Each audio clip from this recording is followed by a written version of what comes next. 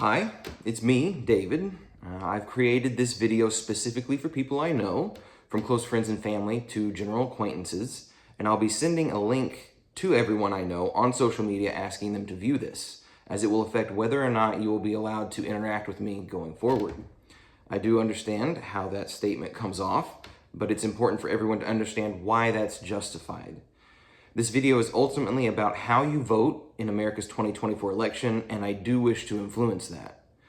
Some people I send this link to may not be citizens of America and therefore won't be voting, but I still wanted to include you to let you know where I stand. Others viewing this may be completely on the same page and agree with what I say and the method I recommend to hold people accountable for how they vote this fall. For those in this boat, hopefully this will provide some inspiration or a roadmap for how to ethically ground this decision. Still others I know seeing this video may be a bit blindsided by the idea of facing consequences for how you end up voting in the 2024 presidential election. And if you're in that boat, then you are the target audience here. And while I've created this video specifically for people I know, this video is of course posted on YouTube. So hopefully other people out there in the world will get insight or inspiration from my message as well. Additionally, really quickly, I'd like to give a shout out to my brother, Andrew, who took time to edit this video together for me and make it a smoother viewing experience than I would have been able to edit myself. And also shout out to my fiance, Brianna, for giving some feedback for the content here. Now, I don't support the idea of talking heads because you don't know their underlying biases, and individuals can be more easily swayed by poor reasoning or into false positions by bad actors. Organizations, on the other hand, tend to have more rigorous standards for reporting, though obviously this doesn't eliminate bias, it just reduces the chances that what is being reported is hyper-skewed. But to be human is to be biased. There is no way to eliminate bias completely. However, people can make a good faith attempt at minimizing bias and trying to be more objective in assessing events or concepts by considering more information, more perspectives, and being aware of the logical fallacies and biases that we're all susceptible to. As far as not supporting the idea of talking heads, ironically, I've become one of those talking heads here. And there's a very specific reason why I'm doing this. While the media at large is great at finding individual sensational stories and providing updates to them occasionally, the media does not at all provide overall themes or shifts of what's happening in society at large over long periods of time. What I'm trying to do here is give an overarching theme of what's happening in society by putting major events together. I've tried to spend the majority of the last 10 years avidly watching what's happening on a federal level in America, and I'm using that knowledge today to create a broad level summary, as well as what I feel should be done to counteract rising extremism, specifically from the right wing in this case. As a side note, leading up to the 2020 election, I wrote an in-depth paper regarding who Donald Trump is as an individual and his corrupting influence on politics, specifically to the Republican Party. It was 27 pages long with over 300 citations, and while I'm not going to get into that here, I have included a link in the description for anyone interested in reading it, as it justifies my claim of having paid attention to what's going on federally. Now, I know that a big thing here on YouTube is subscribe to my channel, subscribe to my channel. Well, I'll tell you right now that there is no point in subscribing to my channel because I am not planning on making any more videos. But there is a point in sharing this video with others because I genuinely think that the message is important, which is why I'm making it. Better yet, carve out time to watch this with friends or family so that it can generate discussion. Take notes, pause the video when needed to think about or talk about individual issues brought up here, whatever. And if you watch this video with other people, please remember that when discussing ideas, you're not debating other people, you're debating ideas. Keep things respectful by attacking or addressing the idea, not the person. And also please default to the mindset for yourself that other people are disagreeing with the ideas you hold, not disagreeing with you as a human being. This can sometimes be difficult to do since we all have beliefs that are so deeply held that an attack on those ideas feels like an attack on us as a person. But if everyone involved in the discussion can manage to have the mindset that we're trying to show how certain ideas are good or bad and not how individuals you're talking to are good or bad, then this will make things so much more productive for everyone. A small detail I want to point out for those who I know, and especially random people who are watching that do not know me, If you haven't gathered so far, I am not a professional speaker. I'm just some guy with a janky camera set up and a message. And I am not just stream of consciousness free speaking here. I've written a transcript, essentially another paper similar to the one I just mentioned moments ago, so that I'll know where I'm going. And basically, I'm just reading that transcript here. Because of that, I'll mostly be looking at my writing while I'm reading it, rather than looking into the camera. While video tends to be the preferred medium for most people for a message such as this, I've also posted a link to the transcript of this video in the description for those who might prefer reading rather than watching. So, as an overview of this video, we'll begin with a number of analogies to establish some fundamental philosophical concepts that are independent from American politics. They're similar in their themes, but by telling things in slightly different ways and shifting the emphasis in each one, the hope is to provide a greater understanding for nuances. After that, I'll move on to the main point of this message, which is calling out the current state of the Republican Party, or more appropriately at this point, the MAGA Party. And then I'll end with what real-world action should be taken by anyone who supports the concept of a free and fair society. Now, I do need to give a bit of a disclaimer here. The analogies I use are meant for adults, and they're difficult topics, from general themes of death, to murder, to misogyny, to lynching. Nothing I'm saying is advocating for those things, and in fact, I'm doing exactly the opposite, which is showing how bad those things are. To preemptively frame my analogies, imagine someone giving the analogy of a child who lost their toy and attempting to compare that to a victim who lost their life in a robbery gone wrong. Is the basic concept of loss in both situations? Yes, but the comparison is not in the same ballpark, as a child losing their toy does not have the same gravity as someone losing their life, which makes that a bad analogy. My analogies that utilize mature themes are not meant to be just for a shock factor, but they're intended to be in the same ballpark as the extreme situation which we see happening in America right now, which makes them appropriate analogies. At no time do I use any real-world examples or imagery for these analogies. I'm simply just speaking and using broad ideas of these things. Still, if any of those broad ideas are extremely upsetting to you, then this video is not for you. So, I think I've covered all the introductory bases, so let's begin. Imagine that 3 people go out on a very small boat together, just the 3 of them. The first person says that they want to fish for the day. The second says that they want to relax and read a book. The third person says that they want to shoot holes in the bottom of the boat. The first 2 of those 3 people can coexist peacefully together, each doing their own thing and allowing the other to live and let live. But the third cannot. The very nature of what the third person wants to do outright sabotages and undermines the concept of coexistence, as shooting holes in the bottom of the boat is only ever destructive. Upon each of the first 2 people hearing what the third has expressed they want to do during the fishing trip, in other words, at this point the third person has only verbally expressed their intent, it would be the responsibility and the self-interest of the first 2 people to reason with the third person, using their own words to convince the third person that the actions they want to do are going to be harmful, not only to themselves, but to also those around them. If the third person then realizes that they should not shoot holes in the bottom of the boat, and they don't follow through with doing that, that's a good thing. And all 3 of them can then move on and continue their boating trip together peacefully. In this scenario, words alone have accomplished the mission of peaceful coexistence.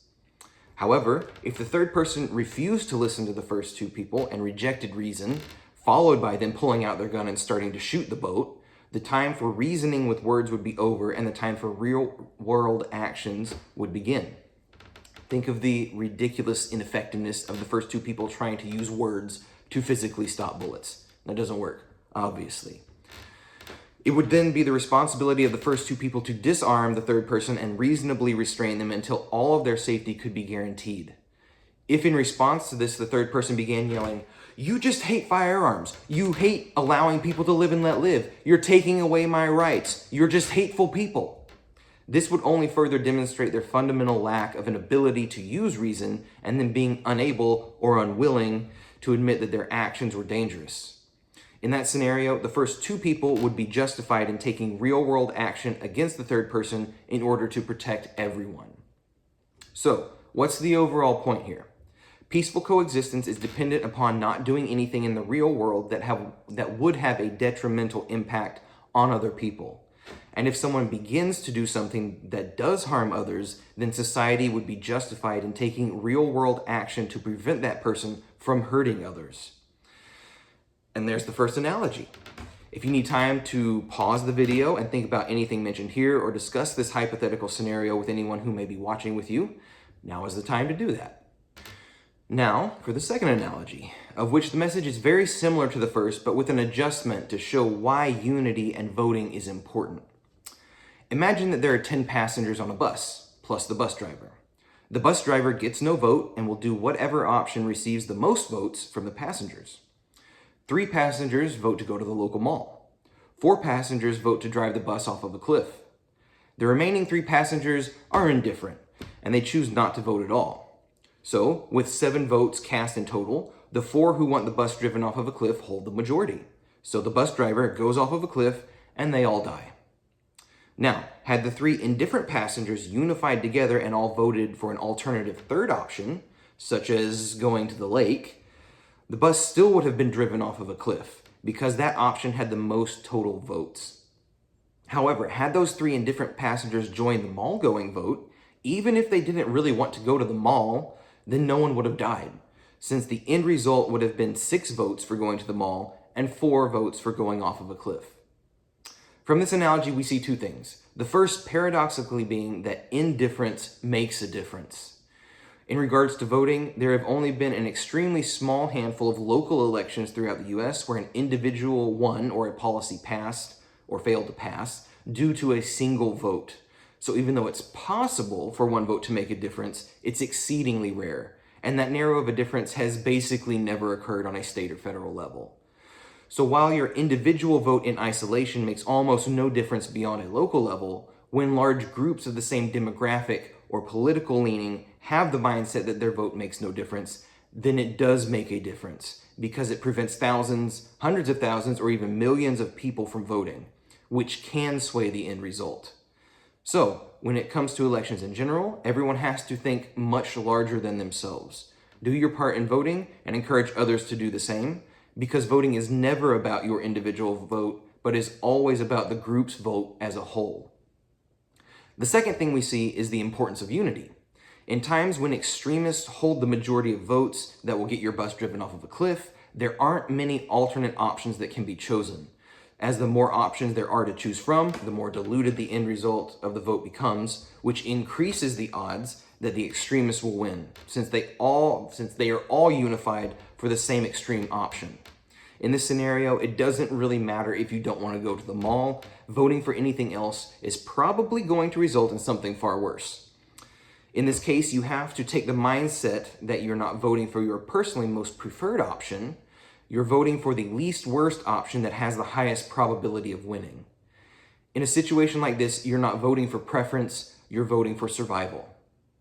And that's the second analogy. Now for less of an analogy and more of a discussion about how extreme of a reaction is proportionally appropriate to the extremity of an action. How severe of consequences should someone face for their actions? And or how extreme of a reaction should others have to what that person has done? Well, that's entirely dependent upon how severe the situation is and what the intentions of the person instigating the situation were.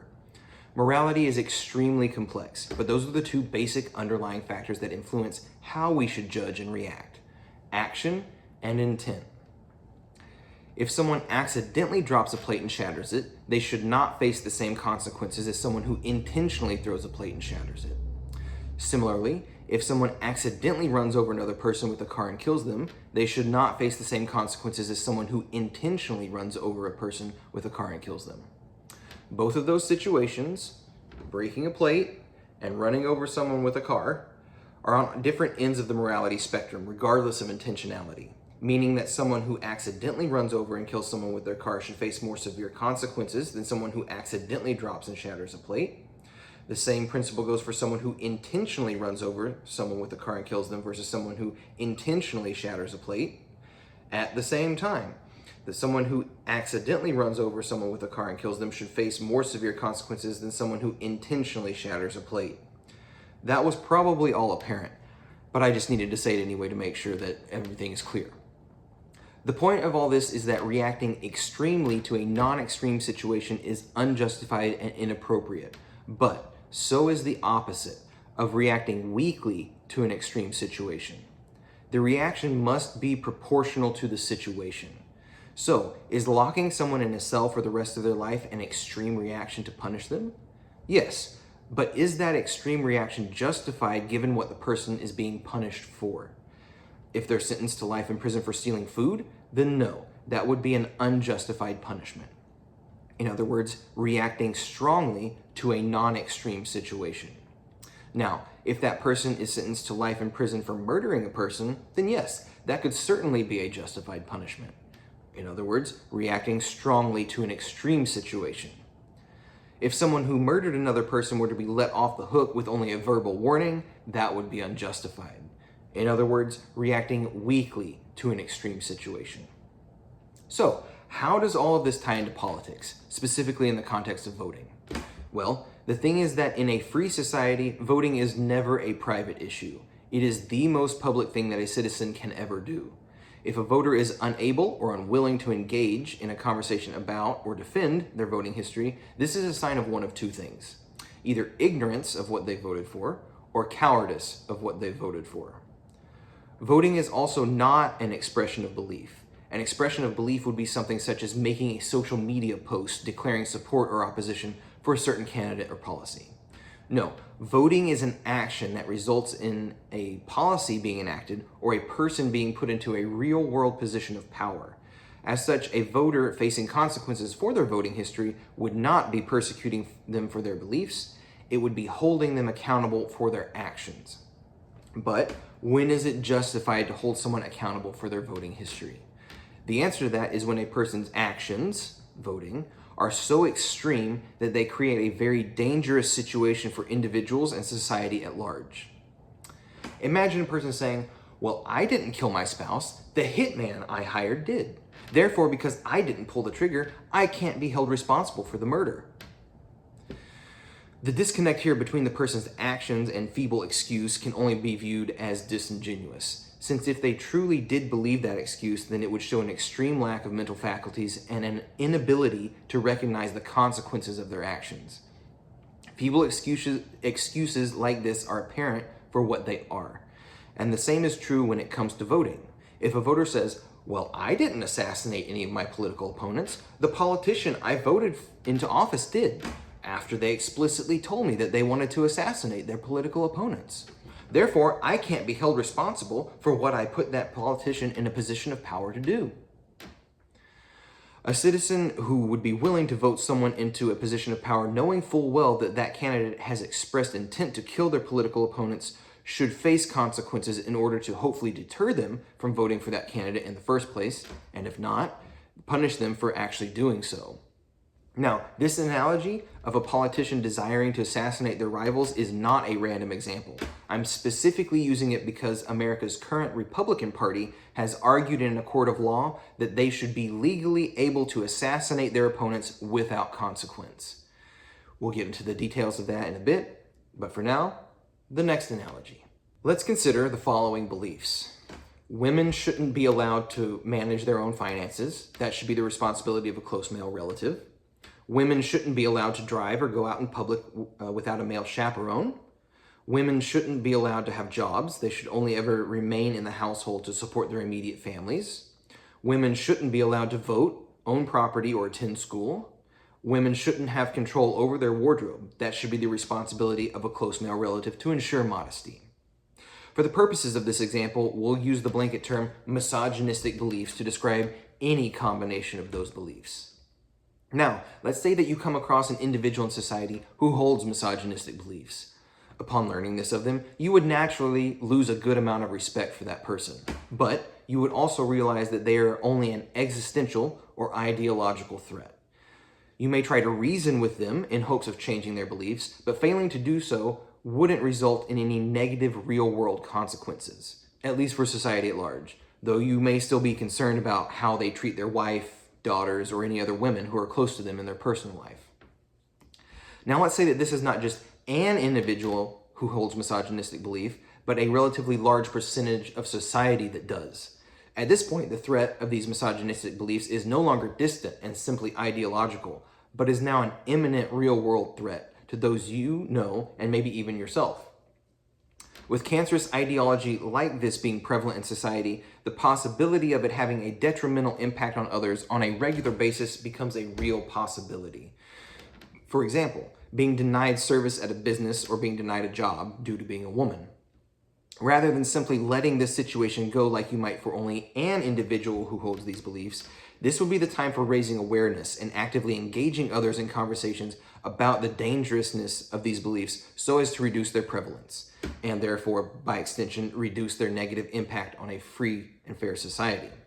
So in other words, this would be a time for using words to counteract bad ideology with good ideology. Lastly, let's say that it's not simply a large percentage of the public population that holds misogynistic beliefs, but also a large percentage of lawmakers too, who have all been voted into power by people in society that share those same beliefs. Let's also say that these lawmakers are on the verge of enacting misogynistic laws that would then legally and permanently affect all women in society. This would no longer be an imminent threat, but an actual real-world threat to a free and fair society. This would also no longer be the time for simple words or raising awareness, but activism, such as protests. This would be a time to not only stop lawmakers from enacting their misogyny into law, but also holding responsible those people in society who are the source of making the situation happen in the first place, even if those people are friends and family. Those who support imposing such extreme misogynistic consequences on those around them cannot be expected to be let off the hook without facing counter consequences themselves, since if there are no consequences, the threat will continue. Now, the point of this analogy should be fairly clear and doesn't need much explaining. The point is that society would be morally and ethically justified in imposing consequences, societal consequences, on others in society who make a situation such as the one above happen. Societal consequences meaning shaming or cutting ties, rather than legal consequences such as fines or jail time. And that's another analogy. It's important to be able to discern between a general political leaning and the current state that that leaning manifests itself in. Let's use the idea of an authoritarian state that is hyper right-wing in its policies on a federal level as an example. Let's imagine the following conversation between a supporter of this government and an opponent of this government. Supporter. The dear leader is great. He emanates strength and fights for conservatism. He creates unity in the government so that they can quickly pass legislation, and he's also deeply religious and defends religious freedom. We need more people in the party like him. Opponent. But the dear leader creates unity by arresting or murdering anyone who has differing political opinions than himself. And he pays off the clergy, which corrupts the church, so that they'll endorse whatever he wants. That's an extremely bad and immoral way to go about promoting conservatism. Well, you just hate conservatism.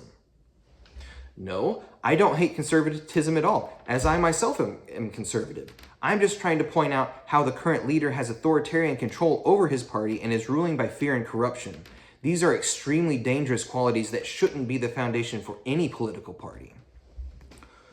Well, who am I supposed to vote for then? There's no viable conservative alternative. Do you expect me to vote for a liberal? The bad things that the dear leader does can't be a deal breaker for me because that would result in the dear leader's party, my party, experiencing a loss of political power.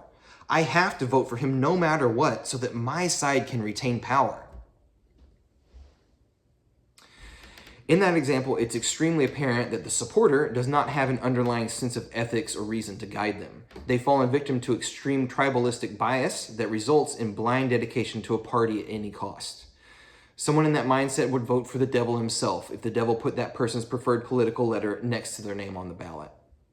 So, again to the point, when a party isn't just presenting an alternative policy platform, but is also deeply corrupted, then that party has gotten itself into a no-win situation. Other than, of course, winning through non-democratic methods, such as preventing citizens from voting or having state officials refuse to certify voting results. A political party in this situation has forced its members to choose between swallowing the pills of both authoritarianism and fascism in order to advance its preferred policies, or else lose political ground by not electing their dear leader. At some point, corruption and extremism within a party has to be a deal breaker for supporting it, regardless of what policies they're putting forward that you may support. This situation will call for abandoning that party entirely and creating a new one that promotes the same policies but without the corruption. We are now to the meat of this message. None of what I'm about to discuss in this section is about policy disagreements. For example, it's a debatable policy between parties of where the balance should lie between environmental protections and not overburdening businesses with regulations, or the exact percentage of tax rate for corporations. Those are policy differences. What I'm going to discuss here instead is a far more fundamental problem of true corruption with Donald Trump and with the formerly Republican, now MAGA, party itself, which is antithetical to a free society. While I feel like I've used fairly neutral verbiage up to this point in the video, I'm about to be using a bit more fiery language, which I feel is justified given the circumstances. And as I'm going through this section, you'll notice citations popping up on the bottom of the screen, which are also listed in the description to give evidence for the circumstances. To begin with, it's important to point out the difference between a faction of a party being extreme versus the party as a whole being extreme. Let's take communism, for example, which is an extreme left-wing ideology. Let's say that a group of Congress members within the Democratic Party began advocating for blatantly communistic ideas, and they were not as afraid to admit as much. Would this then make the Democratic Party as a whole communistic? No, only a faction of its members are communist, not the party as a whole. Now let's say that this same group of communists gets into leadership positions of the Democratic Party, purges party leadership of any other member who refuses to advocate communism, and then they begin promoting full communistic policies as the party's platform. At this point, would the Democratic Party be communistic? Yes. Regardless of what traditional democratic policies the party may have kept, the fact that they'd be pushing communism as a primary and official platform while having quashed all internal dissent to it firmly means that the Communism Party's infiltration of the Democratic Party has essentially dissolved what was the Democratic Party, and that the Communism Party is now masquerading as the Democratic Party. This is what's happened to the Republican Party. MAGA began its rise with Trump in 2015, and at that point in time, it was only an internal faction. At the time, this did not mean that the Republican Party in its entirety, or that all of its members were MAGA. It only meant that MAGA was an extreme group within the party. Things have changed since 2015, though.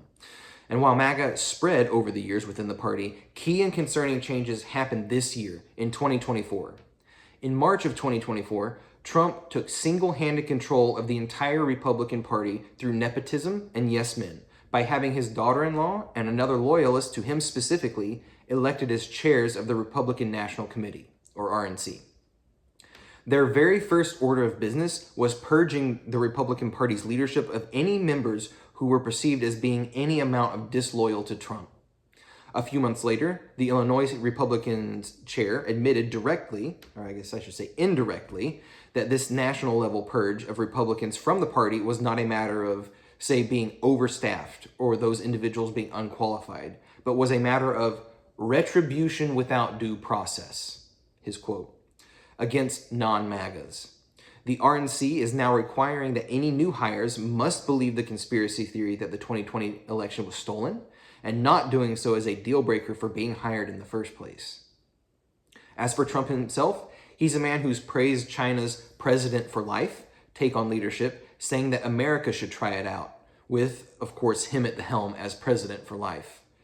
He's explicitly stated that he wants to be America's first dictator, and when criticized for the statement, he doubled down on it. During the attempted coup on January 6th, when Vice President Pence refused to break the law regarding election certification, Trump approved of his supporters chanting to hang Pence. Both Trump and upper leadership of the Republican Party had plans on January 6th to remove Vice President Pence against his will from the Capitol grounds under the guise of security concerns, when their ulterior motive was to remove him from the picture so that they could overthrow the government. This plan only failed because Pence sniffed out the trap and refused to get in the Secret Service car that intended to kidnap him. During vote certifications of the 2020 election, Trump infamously tried to pressure Georgia state officials into falsifying votes in his favor so that he would win that state's electoral votes, a move for which he is currently on criminal trial. In an effort to defend himself, Trump claimed that the entirety of the United States Constitution should be suspended in order to protect him. Multiple Republican Congress members privately admitted that what Trump did on January 6th was unethical and illegal, but they were afraid to speak out against him out of fear of what he or his followers would do to them or their families. Should Trump win the 2024 election, he stated that he will fix things so that no one will ever cast another vote in a federal election, which is an unsurprising statement coming from someone who's claimed that they want to be a dictator. Most concerning of all, Trump has argued twice in court, including in front of the Supreme Court, that he, as president, should have the legal authority to assassinate any American citizen who he labels as a threat. All of these things that I've just listed are absolutely insane and objectively un-American. And this doesn't even touch on years' worth of stochastic terrorism that Trump has engaged in to generate threats and violence against immigrants, healthcare workers, teachers, librarians, judges, juries, lawyers, non-Christians, non-Republicans, media outlets, government officials, and even entire government organizations since he's stepped into the national spotlight. The most recent example of this is, of course, Donald Trump infamously repeating the lie on national television during the second presidential debate that immigrants in Springfield, Ohio, were eating people's pets. Within a few days of him doing this, that city's schools, hospitals, and government buildings were all the targets of multiple bomb threats. No one who supports these events or ideologies, even out of ignorance, deserves any respect. As far as the people Trump surrounds himself with, they're of equal caliber to him. In early 2024, at the Conservative Political Action Conference, or CPAC, Jack Posobiec, I think that's how you say his name, honestly I don't really care, said, "Welcome to the end of democracy. We are here to overthrow it completely. We didn't get all the way there on January 6th, but we will endeavor to get rid of it and replace it with this right here," referencing the MAGA movement. "All glory is not to the government, all glory to God." Afterwards, Trump took the same stage to promote that ideology. In mid-2024, North Carolina Lieutenant Governor Mark Robinson declared to members of a church, "Some folks need killing. It's a matter of necessity." And while he refused to specify which people exactly it was who he thinks that need to be killed, he did give a clue: people who lean left politically. A little over a week later, Robinson was one of the speakers at the Republican National Convention who promoted Trump. And again, Trump was at this event with no objections to Robinson's statement.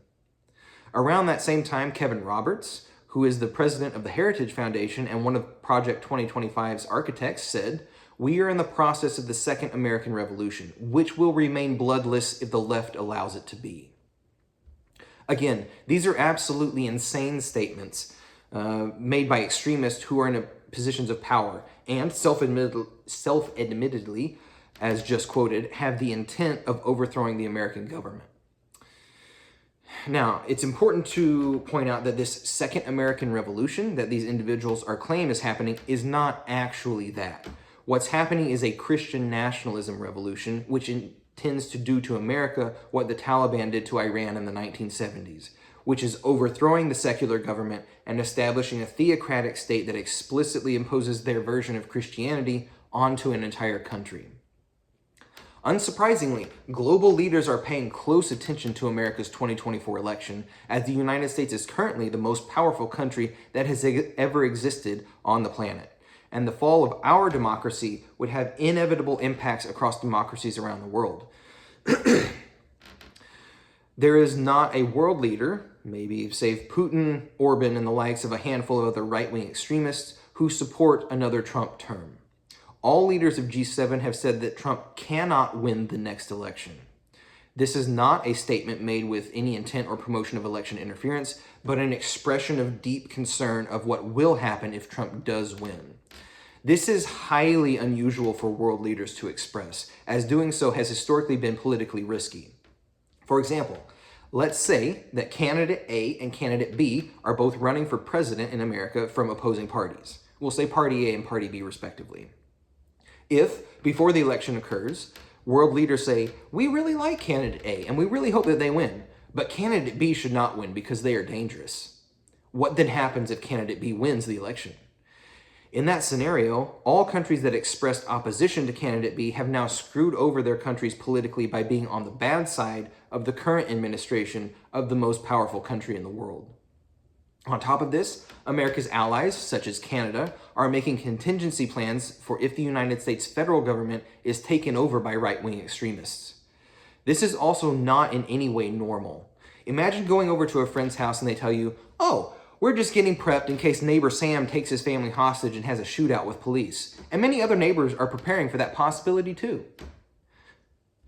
The fact that multiple people are picking up on the likelihood of neighbor Sam doing something like that not only indicates that it is not just your friend being paranoid or your friend simply just disliking neighbor Sam, it indicates that something is actually seriously wrong with Sam and worthy of being concerned about.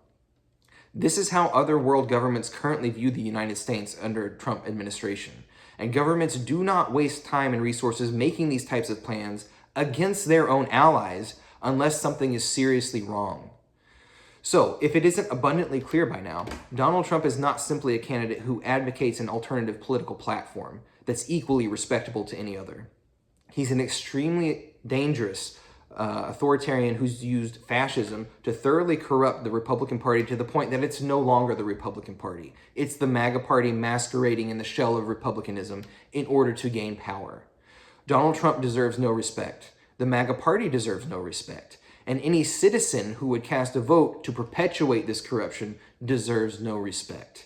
They must be held accountable. All of what I've discussed so far leads us to the main point of this video, which is to demonstrate how dangerous Donald Trump is and how dangerous his party is, meaning MAGA or GOP, they're synonymous at this point. Imagine a political candidate saying, "If you elect me, I will begin lynching black people, and I should be able to do it legally without suffering consequences." How would you react to this? Would you think, well, I don't necessarily agree with the lynching black people, but it's one of a number of respectable positions for someone to choose from? If your answer to that is anything other than an immediate and resounding, it's absolutely unacceptable for anyone to advocate for lynching black people, then you need to do some serious self-reflection. And what about if someone you knew were to endorse or vote for a candidate advocating this? Would you think, well, we'll have to peacefully agree to disagree about the morality of lynching black people? No, you wouldn't, because lynching black people is not a morally debatable course of action. It's flat out immoral. How would you then feel around someone for whom that wasn't a deal breaker, of them being willing to vote this candidate into office for the sake of, say, lower taxes? Would you feel safe around someone who would not have a problem with or may actively engage in lynching you or someone you know because of the color of their skin? No. In being willing to let the concept of lynching slide, that person would have revealed themselves to be a real-world threat to others around them. If failing to verbally convince that person of the immorality or danger of lynching others, you would likely and rightly distance yourself from them because it's not possible to peacefully coexist with cancerous ideology such as that. Alternatively, imagine that someone has cancer and another person begins criticizing them for attempting to rid themselves of that cancer. "Why are you going through chemo?" they say. "That kills cancer, and killing things is wrong. You should learn to peacefully coexist with your cancer," they insist. Someone who says that fundamentally misunderstands the nature of cancer.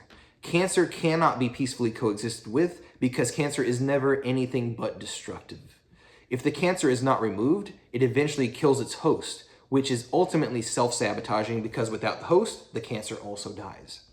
The only way for someone with cancer to survive is to remove the cancer entirely. Similarly, authoritarianism and fascism are ideologically cancerous. They are only ever destructive to all other ideologies around them and eventually are self-sabotaging. As such, these ideologies can never be peacefully coexisted with because they do not seek peace. They seek absolute control, and they are willing to destroy everything in order to obtain and maintain power. Now, please don't misunderstand anything that I'm saying as implying that conservatism in general is cancerous, because it's not. Just like in the analogy of a political party that arrests or kills its opponents and pays off the clergy to corrupt the church. The political leaning is not the problem in that situation. The tools being used to maintain power are. What's dangerous is when any party begins using authoritarianism and fascism as tools to gain power. And at this specific point in time in America's history, the party using those cancerous tools are the MAGA party or Republican Party. Now, at this point, it's unfortunately not just the party leadership that's dangerous, but all citizens who would support that political party as well. Just like in the case of misogynistic beliefs progressing from an individual to society at large to the government enshrining misogyny into law. One last analogy. Imagine a person who drinks alcohol to the point of being intoxicated and then decides to drive a vehicle. Now, is that person inherently dangerous as a human being? No, but the combination of drinking and driving means that they've created a temporarily dangerous situation that could result in permanent damage to themselves or others. And because of that, it's the responsibility of others to stop them from driving while drunk in order to prevent them from causing severe harm. This is the same for most people who are part of dangerous movements, such as political movements like MAGA in this context. Anyone who would currently vote for Donald Trump or vote for any Republican who has not strongly spoken out against their party's severe ideological corruption is themselves ideologically drunk at the wheel right now, voting to drive their party and their country off of a cliff. This dangerous situation justifies imposing consequences on those who would support this happening in an effort to dissuade them from causing it to happen. And if they're not dissuaded, then consequences are meant to protect and distance against those individuals, just like distancing and protecting is needed against those who would not take issue with lynching Black people. So then, what consequences would be appropriate from society to impose on someone who takes real-world action, voting, which inevitably enables real-world harm, electing MAGA? Physical action against them would not be appropriate. Fining them would not be appropriate. Imprisoning them would not be appropriate. But what would be appropriate, and nearly the only societal leverage that one adult has over another, is putting on the chopping block the most important of things: relationships. For the 2016 election, it was obvious that Donald Trump was a demagogue with no political experience who was using fear, ignorance, and hatred to obtain power. On the surface, he seemed like a bad choice due to him simply being a bad human being. But he was from outside of the political establishment and was a businessman rather than a politician. So sure, people wanted to try something different, and I hold no hard feelings against anyone who cast a vote for Trump in 2016. People didn't know the full extent of what they were getting themselves into, but how bad could it end up being? By the 2020 election, for those who had been paying attention for Trump's first term, we saw how bad things were, which at the time was only a partial view of how bad things really were under his administration, as much more has come out since then about his corruption and ineptness. At that time, after having seen so many signs of how dangerous he and his ideology are, and realizing that people who pay virtually no attention to politics, yet vote in ignorance and tribalistic loyalty for their preferred party anyway, were blindly barreling towards a cliff with their vote, I messaged my entire immediate and extended family giving an ultimatum. If you cast a vote for Trump in 2020, then you wouldn't be allowed to associate with me for the first 4 months of 2021. This ultimatum had several inspirations and purposes. The first was that if Trump would be elected, he would be in office for another 4 years, of which the disassociation punishment would be 1 month per year in office. The second is that those who support isolationism and division, which are core doctrines of MAGA, should themselves experience isolation and division, getting a taste of their own medicine in hopes that they would realize how toxic it is. Lastly, disassociation was appropriate, similar to how a parent would ground a child for misconduct, which temporarily takes away their freedom to do something. In the case of a child, grounding them would perhaps not allow them to go see their friends for a week. And in the case of a family member who voted for Trump, it would take away their freedom to associate with me. This choice, and it was a choice that was given to them, put before my family the option of choosing between either their political party or choosing a relationship with family. Now, as mentioned, this was a temporary disassociation, and as I physically live far away from most of them, this was largely a symbolic punishment.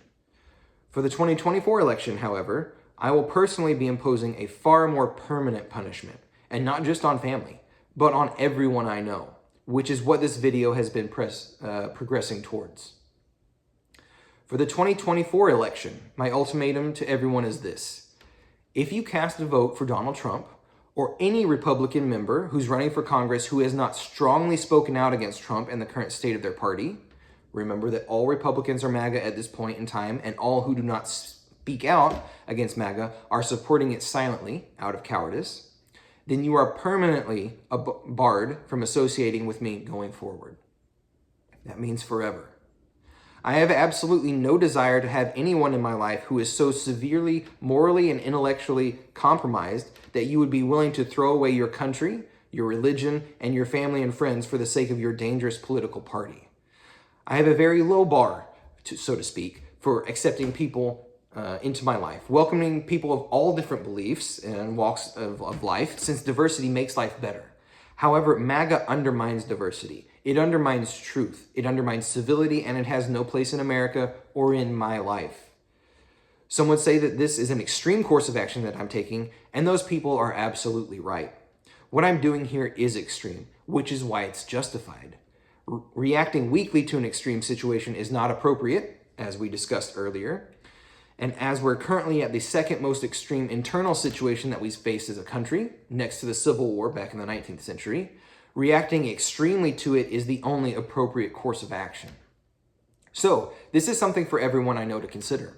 And for anyone watching this video who I don't personally know, hopefully this message will give some inspiration to acknowledge hard realities and make difficult decisions to stand up for what's morally right. Doing what you can to dissuade everyone you know from voting for Trump with whatever consequences you decide are fair.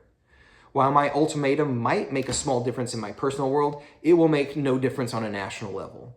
Just like an individual vote makes no difference on a national level. But just like voting is never about the individual, but is always about the group's combined power, so too this message is not about an individual, me, doing it alone. But it is hoping that a large enough group will do it on a wide enough societal scale to where it does make a difference so that MAGA can be routed out before it completely destroys the foundations of a free and fair society.